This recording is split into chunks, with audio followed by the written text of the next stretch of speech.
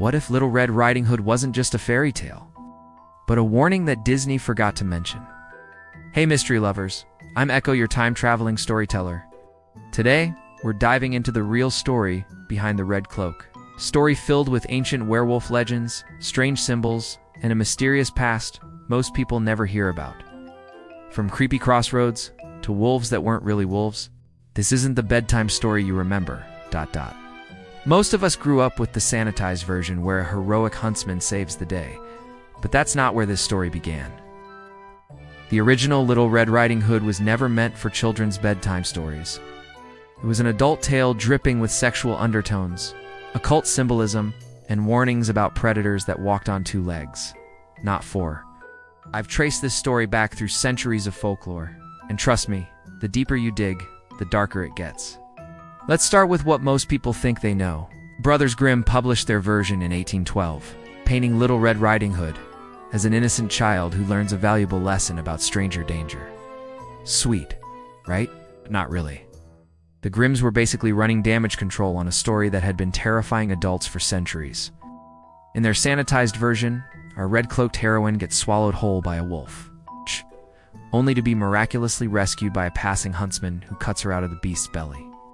They even added a convenient moral about obeying your parents and staying on the path. But here's where it gets interesting. The Grimms didn't create this story. They were desperately trying to clean up a narrative that was already ancient and absolutely horrifying. The real story begins in 1697 with Charles Perrault's version, and this is where things get spicy. Perrault wasn't writing for children. He was crafting cautionary tales for the French aristocracy about the dangers of seduction and sexual predation. In his version, Little Red Riding Hood is described as exceptionally beautiful, and when she meets the wolf, there's an unmistakable sexual tension. The wolf doesn't just eat her grandmother, he invites Little Red Riding Hood into bed with him. She strips naked and climbs under the covers, and the famous dialogue unfolds, "Oh, grandmother, what big teeth you have." To which the wolf responds, "All the better to eat you with." But here's the kicker, there's no rescue. The story ends with the wolf devouring her, and Perrault's moral is crystal clear. Charming predators are the most dangerous ones of all. Mind blown, we're just getting started. Perrault's version was revolutionary for introducing the iconic red cloak, but even that detail carries sinister implications.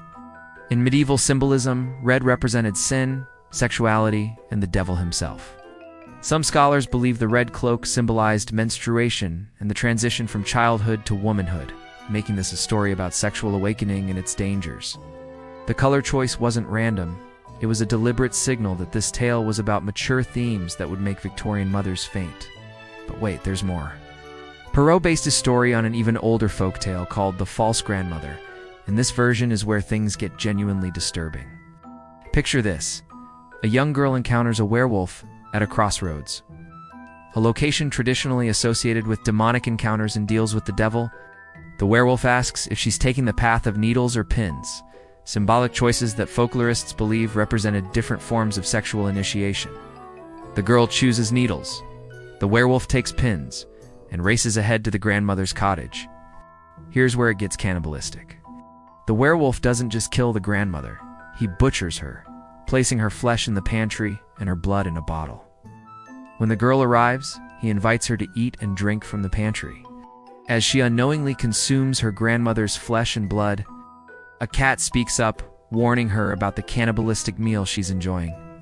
This isn't just horror, it's a twisted inversion of Christian communion, turning the sacred act of consuming Christ's body and blood into a satanic ritual of consuming one's own family. The story continues with the familiar bed scene, but with a crucial difference. In this version, the girl realizes she's in mortal danger and claims she needs to use the bathroom. The werewolf ties a rope around her ankle to prevent escape, but she cleverly loops it around a tree and flees, presumably naked, into the night. Some scholars argue this represents a young woman's successful escape from a sexual predator, while others see it as a metaphor for breaking free from demonic possession. The werewolf element isn't just literary flourish, it's rooted in genuine historical terror. The 15th through 17th centuries were the peak of werewolf hysteria in Europe, coinciding with the witch trials that claimed thousands of lives. People genuinely believed that humans could transform into wolves through demonic pacts. and these beliefs shaped the folklore that eventually became Little Red Riding Hood. Enter Peter Stump, and this is where fairy tale meets true crime in the most horrifying way possible. In 1589, this German farmer was executed as a werewolf. After confessing to murdering and cannibalizing 14 children, including his own son, under torture, Stump claimed he received a magical belt from Satan that allowed him to transform into a wolf. His victims were primarily young women and children, and his methods were so brutal that his trial became infamous throughout Europe. Here's the chilling connection. Stump's confession matches the predatory behavior described in the earliest Little Red Riding Hood stories. He would stalk young maidens, sexually assault them, and then murder them. Many victims simply disappeared, never to be found again. The parallels between Stump's real crimes and the fictional wolf's behavior are too similar to ignore.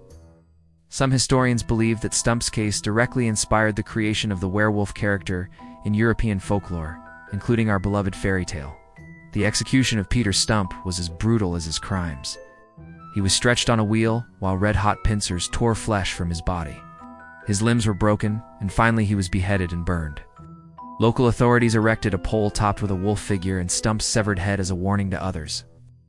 The psychological impact of this case rippled across Europe, appearing in pamphlets and spreading fear about werewolves that lasted for generations. But here's where it gets even more twisted. During this same period, Europe was experiencing the Little Ice Age, and wolves were genuinely terrorizing human settlements. In 1450, Paris fell victim to a pack of man-eating wolves led by a massive red-coated beast called Cortod. These wolves killed hundreds of people, hunting in the streets and dragging victims from their homes in broad daylight. The citizens finally banded together, using a dead cow as bait to lure the pack into a trap where they were slaughtered. Think about it. Real werewolf trials, actual wolf attacks, and folklore about predatory creatures who target young women. Is it any wonder that Little Red Riding Hood became such a powerful and enduring tale? The story wasn't just entertainment, it was a survival guide disguised as folklore. Teaching young women to recognize and avoid human predators, the symbolism runs even deeper when you consider the crossroads element. In Western mythology, crossroads were where you summoned demons to make deals, trading your soul for power. The fact that Little Red Riding Hood meets her werewolf at a crossroads suggests this isn't just a chance encounter. It's a supernatural confrontation between innocence and evil. Even the talking cat in the oldest versions carries a cult significance. During the witch trial period, cats were considered harbingers of evil, often believed to be witches in disguise or demons in animal form. The cat's warning about cannibalism adds another layer of supernatural dread to an already disturbing narrative. Modern science offers some explanations for the historical werewolf phenomenon. Many experts believe that rabies outbreaks contributed to werewolf legends, as rabid wolves would attack humans aggressively and unpredictably. The disease causes frenzied behavior that could easily be interpreted as supernatural transformation, especially in an era when medical understanding was limited. Some stories are older than empires, and Little Red Riding Hood's roots stretch back to ancient mythology. The dialogue pattern, "Oh grandmother, what big eyes you have," bears striking resemblance to scenes from 13th century Norse stories where gods use similar deceptive conversations. Even ancient Greek legends tell of wolf demons who terrorize communities until heroes drive them away, often into the sea. The question isn't whether Little Red Riding Hood was based on real events. It's how many real events inspired this singular tale. We've got documented werewolf trials, actual wolf attacks, genuine predators who targeted young women, and ancient folklore about supernatural creatures.